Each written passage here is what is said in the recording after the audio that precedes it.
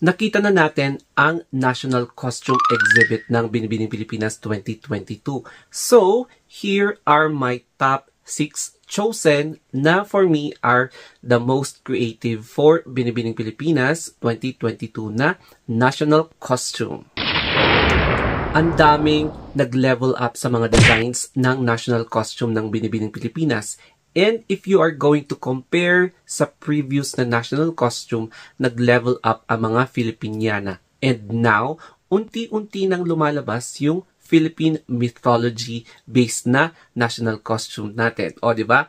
Kaya, let us now begin sa pinaka-first na chosen na national costume which I vlogged before, yung national costume ni Gabriel Baciano. So, ayan, naglalarawan ng photo frame of Mama Mary. So, besides yung kanyang creativity, merong nakadikit na controversy. It's because marami ang nagka-claim na this is a controversial na national costume.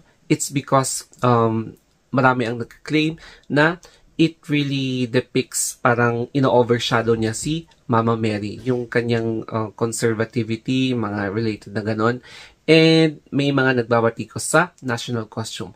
But, creativity-wise, napakalinis. Hindi mo aaklain na si Gabriela Baciano talaga yung nasa frame na ito. And makikita mo na pulidong-pulido. And kung isa-set aside mo yung religious controversy, pwede itong maging best in national costume. Ayan. And then yung number 2 is yung kay Graciela Lehman.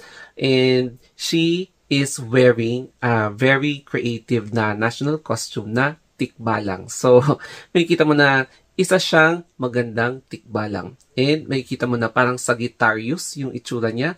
Color white, tapos malaki yung national costume. So, I think more than 30 kilograms. So, mabigat talaga siya. And then, makikita mo na hindi siya yung typical na Filipiniana, but it is a mythology. So, ito yung isa sa mga very creative na national costume na ipinakita sa exhibit.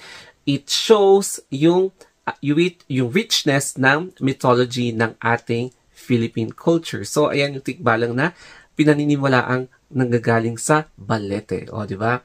And then naman, yung pang-third is yung concept na San Juanico Bridge. Ayan, yung San Juanico Bridge ni Chelsea Fernandez. Ang nagustuhan ko dito is yung pagka-detailed ng San Juanico Bridge.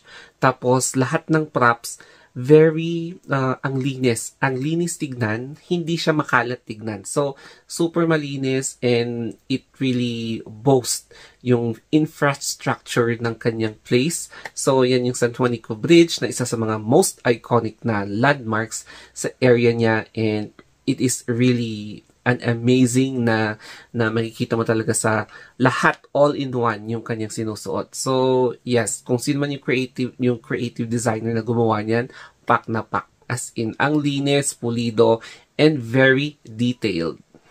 And for our number 4, yung 4th chosen pero not top 4 is yung banobo na Filipiniana costume ni Karen Lori Mendoza. So, as you can see, ang very distinct sa national costume niya is yung headdress. So, it symbolizes parang protection. Tapos, makikita mo, ang daming parang rebulto na makikita mo sa headdress niya. So, it is very unique. Tapos, makikita mo yung fabric ng kanyang sinusuot na Filipiniana, which also represents yung textile culture ng Pilipinas. So, there is a deeper conviction, tapos delivery ng national costume ni Karen Lori na it boasts the pride of Philippine textile industry. O, di ba? And then, dumako naman tayo sa pang-5 na chosen one, which is yung sinusuot ni Diana Maki. So, as you can see, parang pinag-blend ng Filipiniana and then Earth. So, yung parang sa lower part ng kanyang dress symbolizes yung rice terraces. Rice terraces ng Banawi Ifugao, ng iba pang rice terraces na pwedeng parang i-compare natin, or vegetable terraces ng Benguet, o di ba? Pwede nating i-compare dyan na it really symbolizes how abundant yung ating agriculture dito sa ating bansa.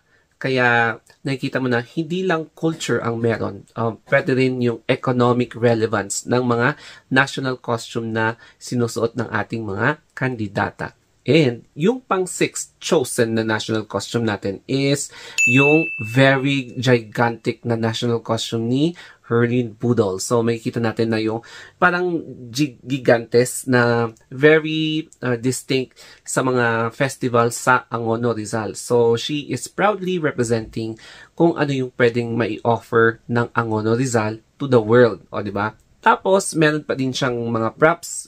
And then makikita mo na kompleto Ricardo talaga ang national costume.